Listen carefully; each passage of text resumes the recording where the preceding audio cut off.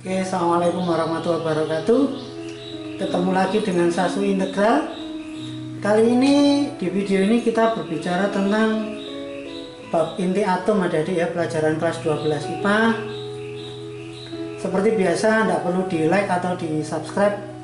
Semoga video ini dapat membantu proses belajarnya adik-adik dan bisa menjadi amal jariah bagi kami.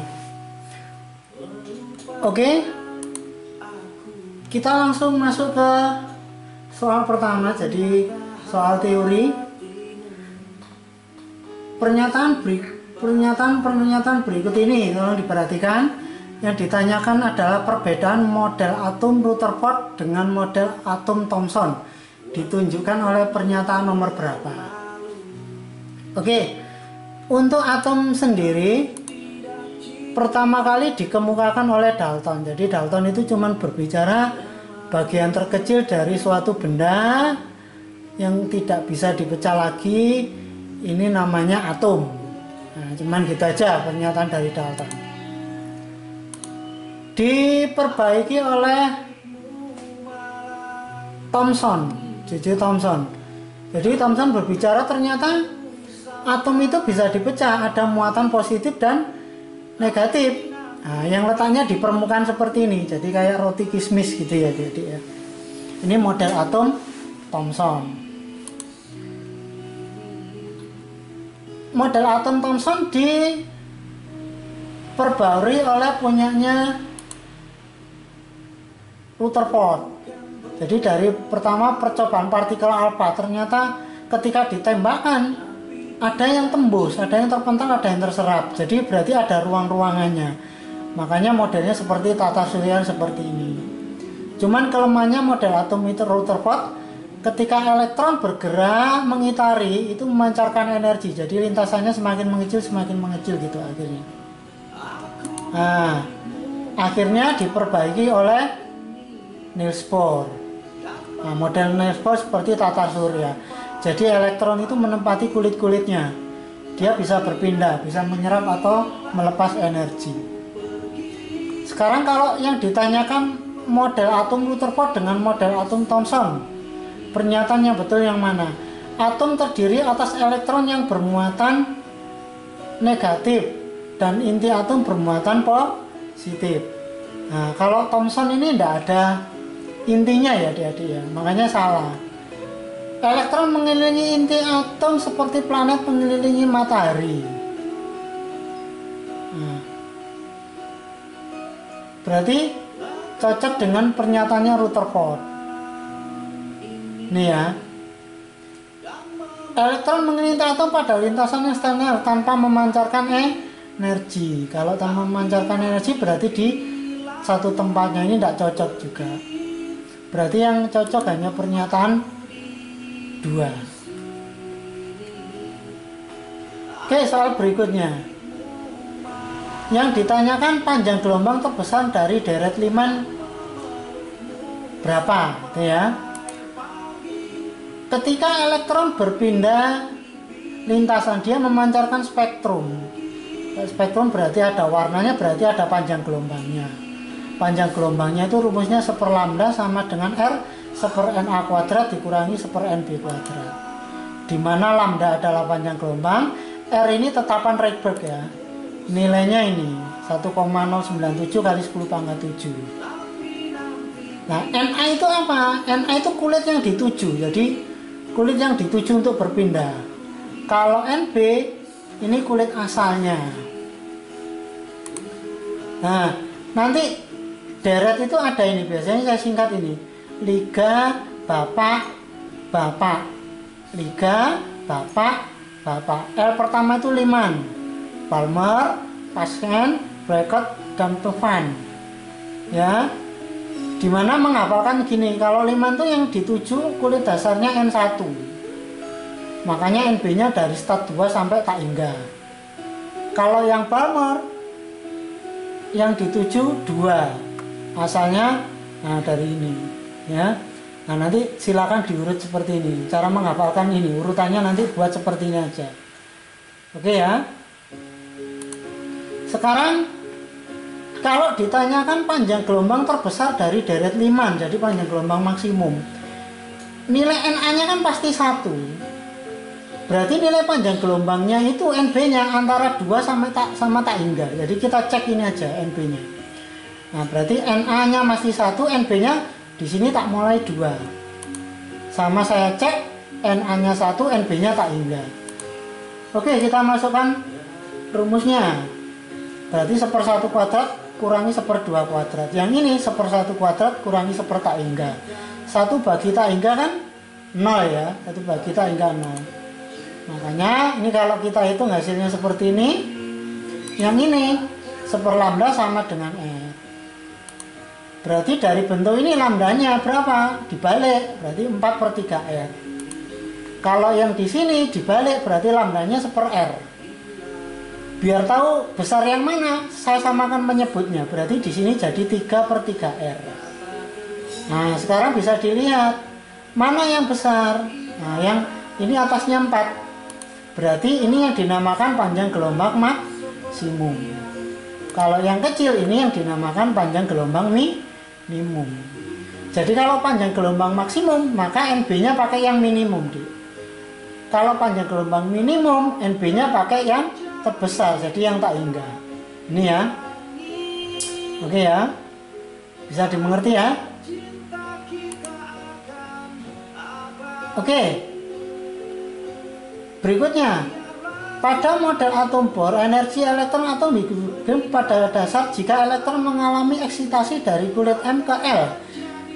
Yang ditanyakan energinya. Ya.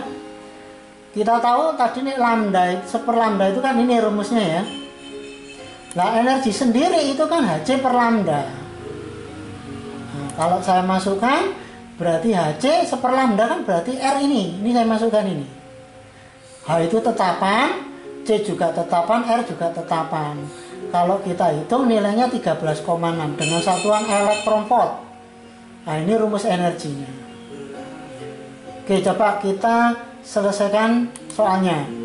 Diketahui dia menuju kulit L, ya, menuju kulit L. Kulit L berarti kulit yang kedua, kan KLMN gitu ya. Jadi L itu kulit yang kedua, Na-nya 2. Kalau kulit M berarti kulit yang ketiga. Kita masukkan. Nah, rumusnya kan ini ya tadi ya. Masukkan Na-nya 2, NB-nya 3. Silakan dihitung, maka energinya ketemu 1,89 elektron volt. Ini nanti nilainya. Ya, insya Allah bisa dimengerti adik-adik ya. Oke, berikutnya. Jika energi tingkat dasar atom hidrogen min 13,6 elektron volt, besar energi ionisasi pada atom H yang berasal dari lintasan 4. Nah, energi tingkat dasar itu apa? Maksudnya N-nya 1. Nah, berarti ini, ya tinggal masukkan ini. Tadi kan ini 13,6 ya. Lah kalau 4 ya masukkan 4. Nah, 4 berarti min 13,6 bagi 4. Maka hasilnya min 0,85 elektron volt. Gampang ya? Oke. Berikutnya, jika diketahui massa inti ini sama dengan 14,0075 satuan massa atom SMA. Massa protonnya 1,0080 SMA. Massa B ini, massa neutronnya 1,0090 SMA. Besar defek massanya, gitu ya. Jadi defek massa itu apa sih? Proses meluruhnya massa inti atom ya, untuk menghasilkan energi kat inti, gitu ya. Nah, rumusnya apa defek massa itu?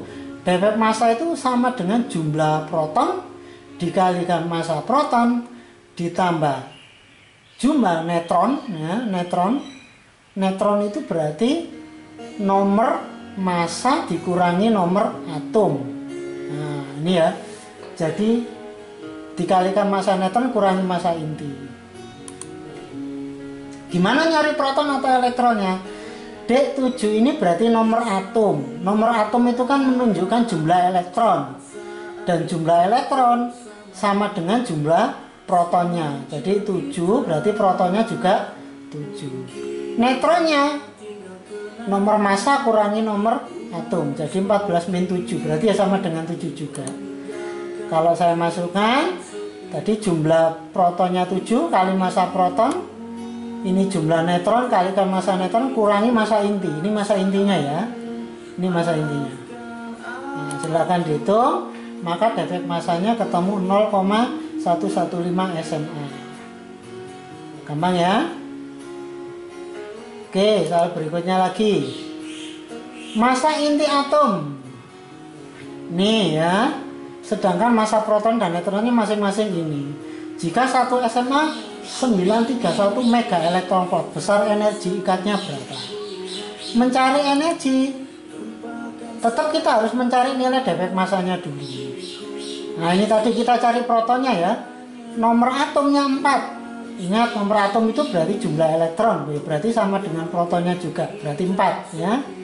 Neutronnya, neutron itu nomor massa dikurangi nomor atom, 94 berarti 5 gitu ya. Masukkan nilainya, ini rumusnya tadi.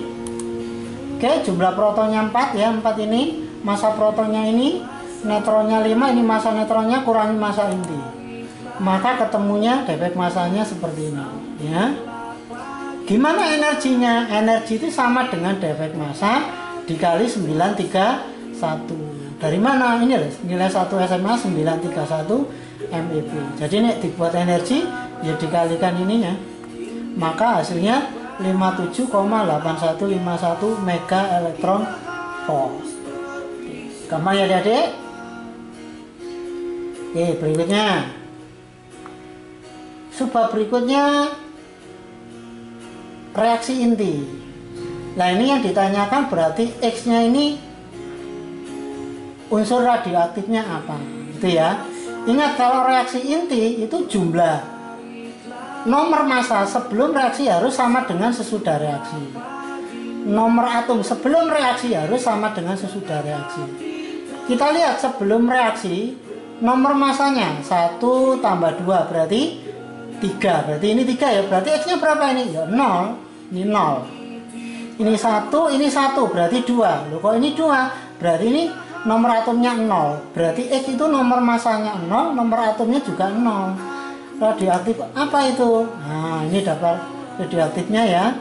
Kalau 0 dengan 0 itu berarti apa? Nah, 0 dengan 0 itu berarti ini yang gamma. Di gamma. Gamma itu 0 ya. Contoh lagi misalkan gini. Ini ya. Maka partikel X-nya apa gitu.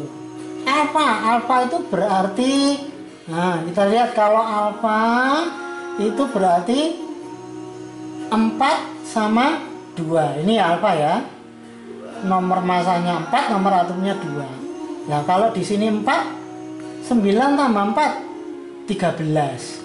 Kok ini 12? Berarti di sini 1. Nomor massanya 1. Ini 4. Alfa kan tadi 2 nomor atomnya. Berarti 4 tambah 2 berapa? 6. Sudah 6 ini, berarti di sini 0. Apa yang 1 0? 1 0 itu neutron. Itu ya, gampang ya. Itu reaksi inti. Jadi syaratnya jumlah nomor massa sebelum reaksi harus sama dengan sesudah reaksi. Begitupun jumlah nomor atomnya. Oke, soal berikutnya tentang peluruan. Jadi ada unsur ini, waktu paruhnya adalah 3,64 hari. Zat ini akan tinggal sepertiga 2 bagian. Jadi tersisa sepertiga 2 dari keadaan semula setelah, maksudnya setelah berarti setelah berapa lama atau berapa hari. Nah, untuk peluruan itu N sama dengan N0 setengah pangkat T. T ini waktu peluruhannya, T besar ini waktu paruhnya ya, waktu paruhnya. N itu bisa unsur yang tinggal, massa yang tinggal, radioaktif yang tinggal atau yang tersisa gitu ya. Kalau N0 itu berarti yang mula-mula. Nah, ini tadi yang tinggal itu sepertiga bagian, berarti sepertiga N0. N0 nya bisa kita coret. Oke ya. Sepertiga 2 itu sama dengan setengah pangkat 5 ya. Biar ini bisa kita coret. Ini kita coret berarti ya Kalau dicoret nilai 5-nya sama dengan T per waktu paruh. Tadi waktu paruhnya kan 3,64. Kalikan ke kiri, berarti waktu peluruannya berapa? 18,2 hari. Gitu ya. Gampang ya? Oke, berikutnya.